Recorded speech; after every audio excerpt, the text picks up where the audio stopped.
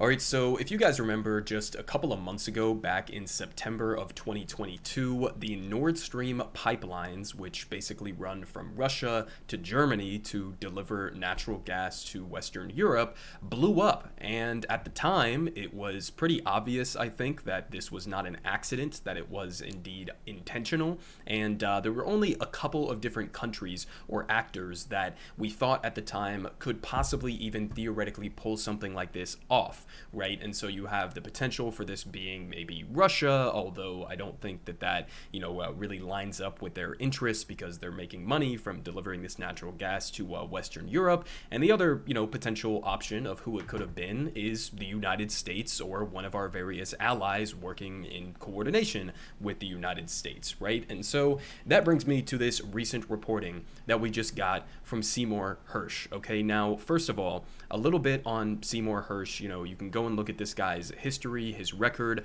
There are some controversial things that he's talked about, in more recent history that I think it has some, good questions that need to be asked about how he is sourcing some of his stuff and how he has framed certain things. But then at the same time, also if you look throughout his career, this is a Pulitzer Prize winning journalist. He helped to expose the My Lai massacre in the Vietnam War. He helped to expose the torture, mistreatment of prisoners at Abu Ghraib. And so, it's kind of a mixed bag, but this guy definitely has put out some pretty explosive, no pun intended, stories throughout his career. And so this is the claim that he's making.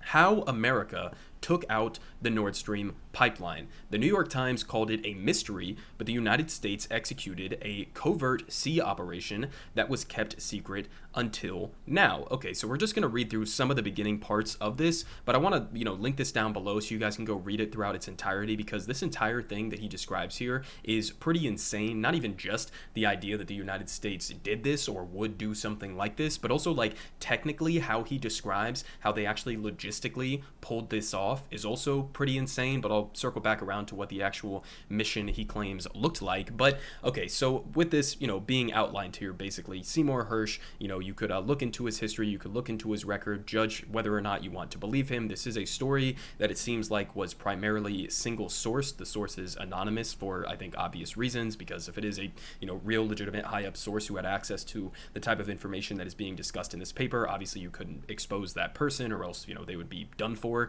But basically, he is alleging that the United States was responsible for blowing up the Nord Stream pipelines. Now, I think that just off the bat, it kind of makes sense because, this is the country in the United States that has basically all of our interests aligned to blow up this pipeline for a number of different reasons: to weaken Russia, to help Ukraine in the ongoing invasion, to also bolster our natural gas exports to Western Europe, to, reduce the reliance that Western Europe has on energy from Russia. I mean, it just seems like all of the interests, all of the things were aligning to indicate that it was probably the United States at least getting our little fingers involved in this operation. But so he starts off saying, the U.S. Navy's Diving and Salvage Center can be found in a location as obscure as its name, down what was once a country lane in rural Panama City, a now booming resort city in the southwestern panhandle of Florida, 70 miles south of the Alabama border.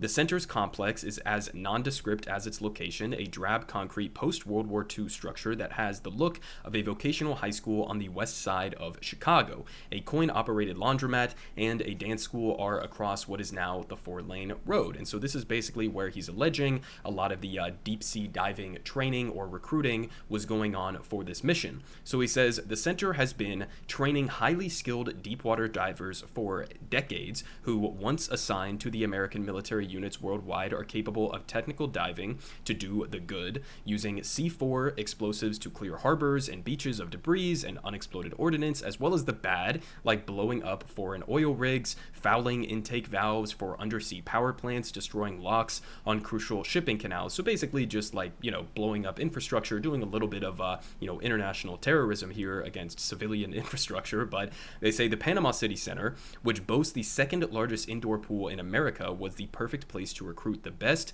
and most taciturn graduates of the diving school who successfully did last summer what they had been authorized to do 260 feet under the surface of the Baltic Sea. So last June, the Navy divers operating under the cover of a widely publicized midsummer NATO exercise known as Baltops 22 planted the remotely triggered explosives that 3 months later destroyed 3 of the 4 Nord Stream pipelines, according to a source with direct knowledge of the operational planning.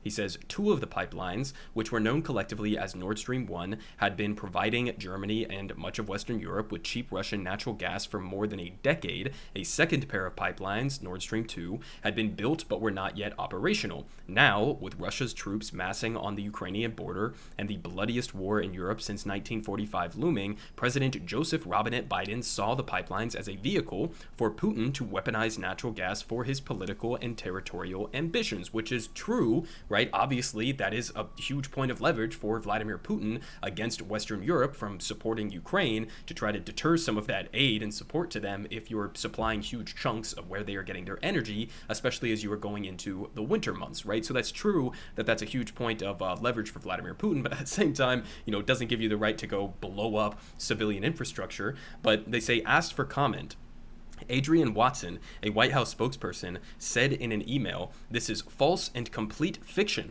So they're denying it from the White House. They also say that Tammy Thorpe, a spokesperson for the CIA, similarly wrote this claim is completely and utterly false. Okay, so I mean, listen, guys, the White House, they said they didn't do it. CIA, they said they didn't do it. So I guess we're fine. We can all go home. They obviously didn't do it, right? I mean, no, obviously, their rejection of this claim has absolutely no bearing whatsoever on whether or not it actually took place. But they say Biden's decision to sabotage the pipelines came after more than 9 months of a highly secret back and forth debate inside Washington's national security community about how to best achieve that goal of getting these pipelines offline. They say for much of that time, the issue was not whether to do the mission, but how to get it done with no overt clue as to who was responsible. And it seems like if they did it, they did a pretty good job in terms of not leaving direct verifiable evidence on the ground to prove that they were responsible for this. But again, that doesn't necessarily mean that they didn't do it. It just means that they were really good at covering their tracks. But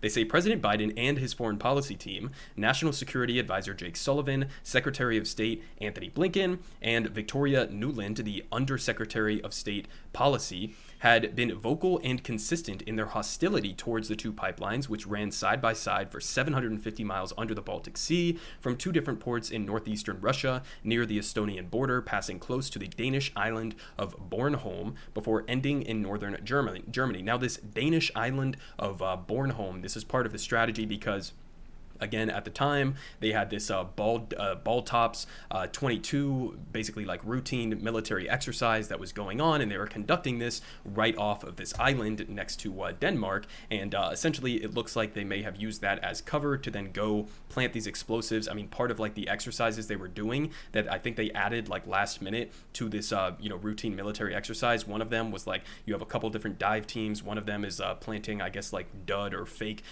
explosive devices or mines underwater, and then you have another team that goes in and tries to find them and disarm them, I guess, as part of their training exercises. And so it would be a perfect cover for them to use that military exercise to actually send down divers to plant real explosives on the Nord Stream pipelines. But they say the direct route, which bypassed any need to transit Ukraine for this natural gas supplies, had been a boon for the German economy, which enjoyed an abundance of cheap Russian natural gas, enough to run its factories and heat its homes, while enabling German distributors to sell excess gas at a profit throughout Western Europe. So obviously Germany wanted this, this pipeline to be online. They wanted this to happen, right? Because again, I mean, that makes sense just in terms of their, practical, operations for how they are getting their energy supplies, definitely saving them a lot of money. But obviously that means the United States, is not going to be liking that. But they say action that could be traced to the administration would violate U.S. promises to minimize direct conflict with Russia, and secrecy was essential. You don't say. I mean, really, blowing up their pipelines, that's going to,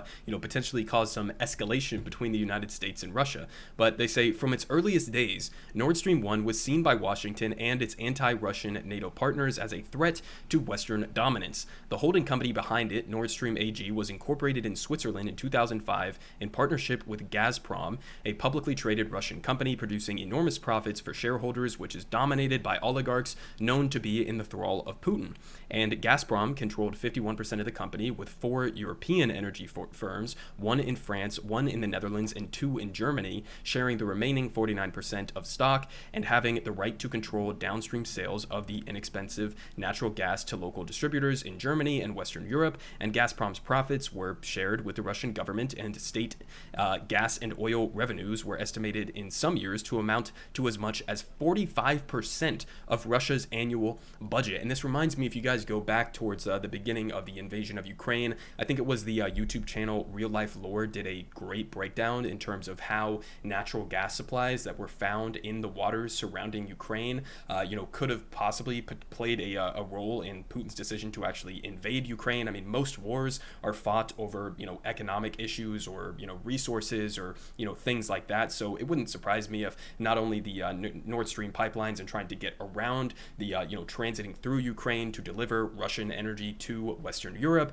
as well as, those other motivating factors potentially for Putin, not wanting somebody who is amenable to Western interests within Ukraine to be in that government position and to be able to, use some of those natural gas supplies that were found off of the coast. It makes a lot of sense, not saying that it's correct or justified in any way, shape, or form. I'm just saying from the perspective of Vladimir Putin, that would make a lot of sense as to why he would not want to blow up the Nord Stream pipelines, and also, why he would have potentially decided to invade Ukraine, similar to, how the United States, at least to a large degree, wanted to invade Iraq and topple Saddam Hussein, not because he was a, bad guy dictator or whatever, that we wanted to spread democracy and freedom, but really over resources like, oil supplies, right? I mean, you can go back and look at the history of Dick Cheney and the Bush administration on that front, but again, I mean, most wars are fought over resources, so that seems to make sense to me, and obviously it's making up a massive chunk of Russia's annual budget. But they say America's political fears were real. Putin would now have an additional and much needed major source of income through this Nord Stream pipeline, and Germany and the rest of Western Europe will become addicted to low-cost natural gas supplied by Russia while diminishing European reliance on America. And in fact, that's exactly what happened. Many Germans saw Nord Stream 1 as part of the deliverance of former Chancellor Willy Brandt's famous Politic theory, which would enable post-war Germany to rehabilitate itself and other European nations destroyed in World War II by, among other initiatives, utilizing cheap Russian gas to fuel a prosperous Western European market and trading economy. And they finish off here, we are going to finish off here. They say Nord Stream 1 was dangerous enough in the view of NATO and Washington, but Nord Stream 2, whose construction was completed in September of 2021, would, if approved by German regulators, double the amount of cheap gas that would be available to Germany and Western Europe, and the second pipeline also would provide enough gas for more than 50% of Germany's annual consumption. Tensions were constantly escalating between Russia and NATO, backed by the aggressive foreign policy of the Biden administration. Okay, so again, I'm going to link this entire piece down below if you want to go read some more of the details in terms of how this planning went into this, all of the details in terms of, how this operation took place. But again, it's absolutely wild. I mean, basically, he's describing through this single anonymous source, right, describing this entire process of how they were back and forth and trying to decide, how could we possibly get this done if we're not able to apply adequate pressure on the Germans to, get them to just, disapprove this plan or to shut down the pipelines themselves. How are we going to go about sabotaging this and doing it in secret, doing it, covertly so that nobody could detect that it was us? And the reasoning for, why you want that to be covert is because if this was exposed and there was actual hard evidence that did demonstrate that the United States or one of our allies was responsible for this, that is an act of war. I mean, there's no other real way to describe that. That is an act of war against potentially Russia or even maybe, Germany, you could argue, right? So one of our own NATO allies that we were, blowing up their infrastructure. But the actual details in terms of how they potentially pulled this off, I mean, it was like, you have all of these divers who are being trained at this place in Florida that they were describing at the beginning here. You have them over months and months and months getting ready for this mission. You have all of this planning that's going behind it. They're working in tandem with the Norwegian Navy and their secret service over there to plan and coordinate this, right? You're doing this under the cover of this Baltops 22 routine military exercise. You're sending divers down there. They're planting these C4 explosives that have like this, delayed fuse ability that is actually activated by sonar by like a specific frequency. And so essentially the allegation is that they planted planted they planted the C4 while this military operation was going on. They leave the scene. Then a couple of months later, they flew a plane over this area above the water, drop this sound emitting device into the water, which that sound is then picked up by detectors that are on the C4 devices, which then triggers them to explode. I mean, it's like this whole convoluted, complicated process that went into sabotaging these pipelines. Now, again, you could have questions about the fact that this is a single anonymous source that he's using here, but I mean, again, if you look at the details that he provides in this piece, if you look at the incentives that are lined up for who could potentially benefit from doing this, it seems like it's pretty lopsided, in my opinion. I mean, I don't, again, understand the idea of why Vladimir Putin or Russia would want to blow up their own Nord Stream pipeline that they just spent billions of dollars to build out. They were just about to get, again, another leverage point over Western Europe as they were about to gear up for the invasion of Ukraine. It's like, why would that benefit them in any way, shape, or form? I mean, I guess you could make, a stretch of an argument and say, oh, it's to cause chaos in Western Europe or to, harm them going into the winter and damage their energy supplies and all of that. But it seems like much more of a stretch than the United States and our allies doing it, specifically with Norway, potentially Swedish involvement in this operation or Denmark's involvement in this operation. And, it just lines up a lot more for the United States to be leading the charge in this type of an operation. And honestly, the statements that came out both before Nord Stream was blown up and afterwards kind of also back up that theory. So here I want to play a clip that he actually included in this rundown that he posted in his Substack piece. But here was President Biden. Okay, so this is back from a year ago. Let's check the date. It was February 7th. So this is just a couple weeks before the invasion actually ended up taking place on, I think it was February 24th that they ended up actually stepping foot in Ukraine officially. But here was President Biden being asked by this journalist about how the United States was planning to respond to the Nord Stream pipelines if Vladimir Putin did decide to invade Ukraine. So let's listen to this real quick. Question first. If Russia invades, that means tanks or troops crossing the border of Ukraine again. Then there will be no longer a Nord Stream 2. We will bring an end to it. How will you do that exactly, since the project and control of the project is within Germany's control? We will, I promise you, we'll be able to do it.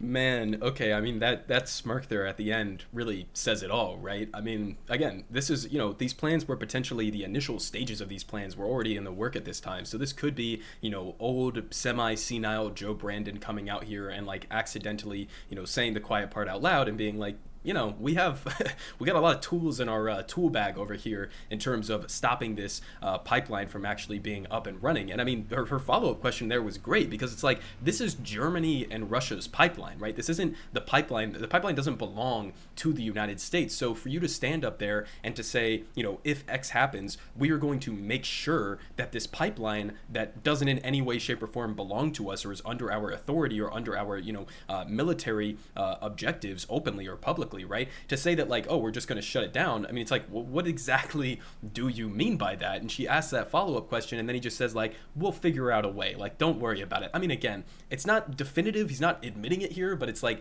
that's pretty shady, right? I mean, that's not exactly a response that I would give if I, wanted people to think that I wasn't going to be engaging in some sort of, sabotaging of the Nord Stream pipelines. But then we also had this. So this was after, this is October of 2022, just last year. So like, a month or so after, the pipelines were blown up. And we have here from Secretary of State Anthony Blinken saying Nord Stream sabotage is a tremendous opportunity.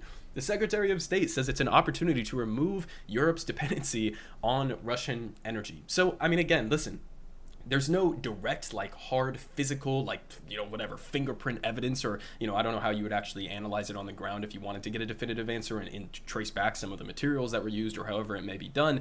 People are going to have, their own investigations in that and all of that. But, like, if I wanted to believe people, or if I wanted to make people believe that I wasn't responsible for blowing up the Nord Stream pipeline, I probably wouldn't be saying something like this, right? I mean, it's like, if there was like a murder that took place and then, the boyfriend of the girl who got murdered comes out to the press and he's like, well, I don't know anything about who was responsible for this murder, but, I mean, I think it's a great world that we're living in now that she's gone. It's like people would look at that and be like, well, hang on a second, have we questioned this guy? Is this guy a suspect in this equation? I mean, it's ridiculous, right? I mean, it's almost like they're throwing it in your face. It's a tremendous opportunity. Okay, so you're kind of admitting that the United States stands to benefit from the Nord Stream pipelines being blown up. So, I mean, again, I'll link the entire piece down below in the description. I think that there, are some fair questions about the sourcing of this. Obviously, there's a limited amount that we could possibly know about this. But look, if you look at the actual evidence on the ground, if you look at the details that he provided in that Substack, right? If you look at the incentives and how they line up, it seems like the best guess in this circumstance is that, yes, the United States, the CIA, working with Norway, a couple other countries, probably blew up this pipeline to sabotage, Vladimir Putin's government, right? Obviously, maybe some people would say, it's justified to put a lot of pressure on Vladimir Putin. He's doing an illegal and brutal and violent invasion. I agree, Vladimir Putin bad, all of that. But you can't just blow up, infrastructure. You can't do that. You can't just blow up civilian infrastructure. It's kind of like, terrorism, some would argue, right? It's kind of like an act of war, some may argue, right? Which is even according to some of the internal communications that were going on at the CIA and the State Department at the time about this operation. They were basically saying, if this gets out to the public, if this is revealed, if we are exposed, then this could be considered an act of war. So, I mean, again, this is all coming as a part of, this ongoing tit-for-tat sort of escalation as the war in Ukraine rages on. I mean, obviously, I think that, we were fair to support Ukraine in defending themselves against the Russian invasion. Obviously, I'm no fan of Vladimir Putin, to say the least, but we are definitely getting into dangerous territory now where, not only with the weapons that we are supplying Ukraine, all, the endless billions and billions of dollars that we are dumping into this war, we don't really have many checks to, audit this or determine where the weapons are actually going, where the aid is actually going, and all of that. There's fair questions, fair disagreements, fair discussions surrounding all of that. And, this is, a dangerous territory that we are entering right now, because if you're not only just supplying defensive capabilities militarily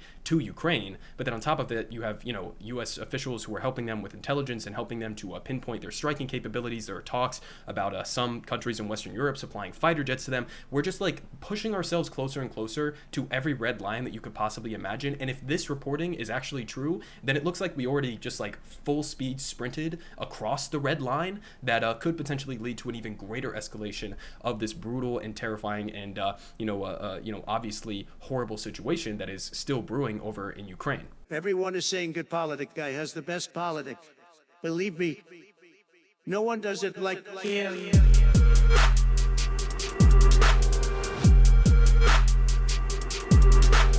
Believe me. Everyone is saying